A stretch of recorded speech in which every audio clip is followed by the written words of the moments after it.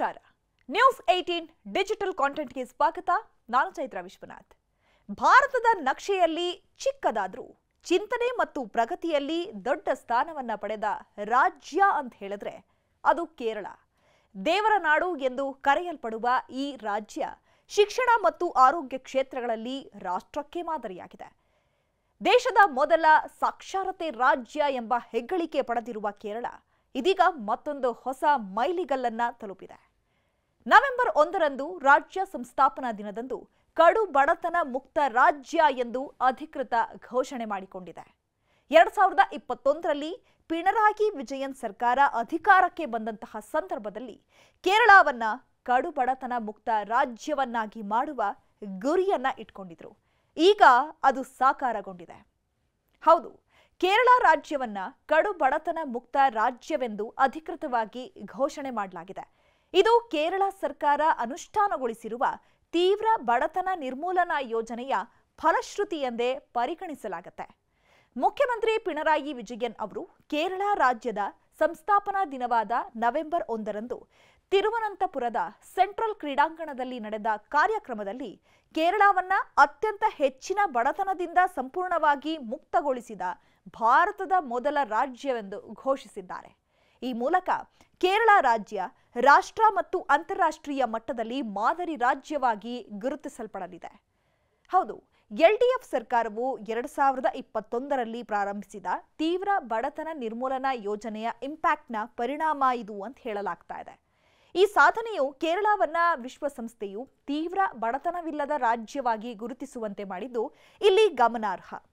ಇನ್ನು ವಿಶ್ವಸಂಸ್ಥೆ ಮತ್ತು ಭಾರತ ಸರ್ಕಾರದ ಅಂಕಿ ಅಂಶಗಳ ಪ್ರಕಾರ ದಿನಕ್ಕೆ ₹190ಗಿಂತ ಕಡಿಮೆ ಆದಾಯ ಹೊಂದಿರುವ ಕುಟುಂಬಗಳನ್ನ ಕಡು ಬಡತನದ ಅಡಿ ಪರಿಗಣಿಸಲಾಗುತ್ತೆ. ನೀತಿ ಆಯೋಗದ 2021ರ ವರದಿ ಪ್ರಕಾರ ಕೇರಳದಲ್ಲಿ ಶೇಕಡ 0.7ರಷ್ಟು ಜನರು ಮಾತ್ರ ಕಡು ಬಡತನದಲ್ಲಿ ಬದುಕ್ತಾ ಇದ್ದಾರೆ. ಈ ಹಿನ್ನೆಲೆ ಸರ್ಕಾರವು 64,006 ಕಡು ಬಡತನ ಕುಟುಂಬಗಳನ್ನ ಗುರುತಿಸಿ ಅವರ ಜೀವನ ಮಟ್ಟ ಸುಧಾರಿಸಲು 1,000 ಕೋಟಿಗಳ ಯೋಜನೆಯನ್ನ ಕೈಗೊಂಡಿತ್ತು. ಇದಕ್ಕಾಗಿ ಆರಂಭದಲ್ಲಿ ಸ್ಥಳೀಯ ಸ್ವ ಸರ್ಕಾರಿ ಸಂಸ್ಥೆಗಳು, ಆಶಾ ಮತ್ತು ಅಂಗನವಾಡಿ ಕಾರ್ಯಕರ್ತೆಯರ ಸಹಯೋಗದೊಂದಿಗೆ ಮಹಿಳಾ ಗುಂಪು ಕುಟುಂಬಶ್ರೀ ಅನ್ನ ರಚಿಸಿದ್ದು, ಇದರ ಸಹಯೋಗದೊಂದಿಗೆ ಬೃಹತ್ ಸಮೀಕ್ಷೆಯನ್ನ ನಡೆಸಿ ವರದಿಯನ್ನ ಸಿದ್ಧಪಡಿಸಲಾಗಿತ್ತು. ತೀವ್ರ ಬಡತನದಲ್ಲಿ ವಾಸಿಸ್ತಾ ಇದ್ದಂತಹ 64,006 ಕುಟುಂಬಗಳನ್ನ ಗುರುತಿಸಿ ಈ ಕುಟುಂಬಗಳ ಹಣಕಾಸಿನ ಮಾಪನಗಳು ಮಾತ್ರವಲ್ಲದೆ 4 ಪ್ರಮುಖ ಅಂಶಗಳಾದಂತಹ ಆಹಾರ ಭದ್ರತೆ, ಸುರಕ್ಷಿತ ಆಶ್ರಯ, ಮೂಲ ಆದಾಯ ಮತ್ತು ಆರೋಗ್ಯ ಸ್ಥಿತಿಗತಿಗಳನ್ನು ಸಮೀಕ್ಷೆಗೆ ಪರಿಗಣಿಸಲಾಗಿತ್ತು. ಸಾಮಾನ್ಯ ಕಲ್ಯಾಣ ಯೋಜನೆಗಳಿಂದ ದೂರ ಉಳಿದಿದ್ದಂತಹ ಬಡವರನ್ನ ನಿಖರವಾಗಿ ಗುರುತಿಸಿ ನಕ್ಷೆ ಕೂಡ ತಯಾರಿಸಲಾಗಿತ್ತು. ಬಳಿಕ ರಾಜ್ಯವು ಪ್ರತಿ ಕುಟುಂಬಕ್ಕೆ ಕೆಲವು ಯೋಜನೆಗಳನ್ನ ನೇರವಾಗಿ ತಲುಪಿಸಲು ಕ್ರಮ ಕೈಗೊಂಡಿತ್ತು. ಯೋಜನೆಯ ವಿಶಿಷ್ಟ ಲಕ್ಷಣ ಏನು ಅಂತ ನೋಡೋದಾದ್ರೆ ಸಮಗ್ರ ಬೆಂಬಲವನ್ನ ಒದಗಿಸುವ ಸೂಕ್ಷ್ಮ ಯೋಜನೆಗಳು. ಇದು ವಿವಿಧ ರಾಜ್ಯ ಮತ್ತು ಕೇಂದ್ರ ಯೋಜನೆಗಳನ್ನ ಸಂಯೋಜಿಸಿ ತಯಾರಿಸಲಾಗಿತ್ತು.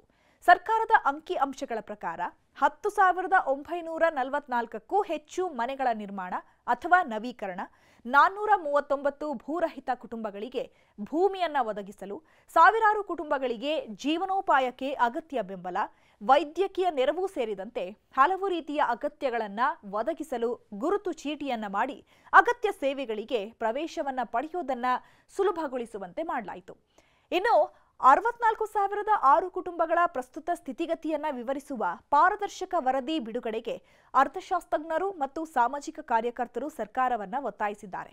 ಈ ನಡುವೆಯೂ ತೀವ್ರ ಬಡತನದಲ್ಲಿ ಇರುವವರ ಜೀವನ ಮಟ್ಟವನ್ನ ಸುಧಾರಿಸುವುದಕ್ಕೆ ಹಲವು ಕ್ರಮಗಳನ್ನ ಕೈಗೊಂಡಿರೋದನ್ನ ಕೇರಳ ಸರ್ಕಾರ ಈಗ ಸಮರ್ಥಿಸಿಕೊಂಡಿದೆ.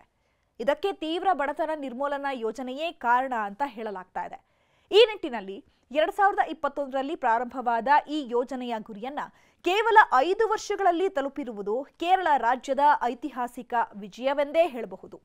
ಸಾಕ್ಷರತೆಯ ನಾಡು ಎಂದು ಖ್ಯಾತಿ ಪಡೆದ ಈ ರಾಜ್ಯವು ಹೆಚ್ಚಿನ ಸಾಕ್ಷರತೆ ಪ್ರಮಾಣ, ಉತ್ತಮ ಆರೋಗ್ಯ ಸೇವೆ, ಮಹಿಳಾ ಸಬಲೀಕರಣ ಮತ್ತು ಬಡತನ ನಿರ್ಮೂಲನೆ ಕಾರ್ಯಗಳಿಂದ ದೇಶದ ಇತರ ರಾಜ್ಯಗಳಿಗೆ ಪ್ರೇರಣೆಯಾಗಿದೆ. ಒಟ್ಟಾರೆಯಾಗಿ ಕೇರಳ ರಾಜ್ಯ ಶಿಕ್ಷಣಕ್ಕೆ ನೀಡಿದ ಆದ್ಯತೆಯಿಂದ ಇವತ್ತು ಪ್ರತಿ ಗ್ರಾಮದಲ್ಲಿಯೂ ಶಾಲೆ, ಗ್ರಂಥಾಲಯ ಮತ್ತು ಸಾರ್ವಜನಿಕ ಶಿಕ್ಷಣದ ವಿಸ್ತರಣೆ ರಾಜ್ಯದ ಜನಜಾಗೃತಿಗೆ ಬುನಾದಿ ಹಾಕಿದೆ. ಸರ್ಕಾರ ಮತ್ತು ಜನರ ಸಹಭಾಗಿತ್ವದಿಂದ ಆರೋಗ್ಯ ಕ್ಷೇತ್ರದಲ್ಲಿಯೂ ಕೇರಳ ಈಗ ಮಾದರಿಯಾಗಿದೆ. ಇದರ ಜೊತೆಗೆ ಬಡತನ ನಿರ್ಮೂಲನೆ ಮಹತ್ತರದ ಸಾಧನೆ ಮಾಡಿದ್ದು ರಾಷ್ಟ್ರದ ಎಲ್ಲ ರಾಜ್ಯಗಳಿಗೆ ಪ್ರೇರಣೆ ಅಂದ್ರೆ ತಪ್ಪಾಗಲಾರದು. ನಿರ್ಭೀತ, ನಿಷ್ಪಕ್ಷಪಾತ, ವಿಶ್ವಾಸಾರ್ಹ ಸುದ್ದಿಗಳಿಗೆ ಮತ್ತೊಂದು ಹೆಸರಾಗಿರುವ ನ್ಯೂಸ್ 18 ಕನ್ನಡ ಈಗ ಆಪ್ನಲ್ಲೂ ಲಭ್ಯವಿದೆ. ದಯವಿಟ್ಟು ಇಲ್ಲಿರುವ QR ಕೋಡ್ ಸ್ಕ್ಯಾನ್ ಮಾಡಿಕೊಂಡು ಆಪ್ ಡೌನ್ಲೋಡ್ ಮಾಡೋದಕ್ಕೆ ಮರಿಬೇಡಿ. ನಿಮ್ಮ ಬೆಂಬಲ ಹೀಗೆ ಸದಾ ನಮ್ಮೊಂದಿಗಿರಲಿ. ಧನ್ಯವಾದ.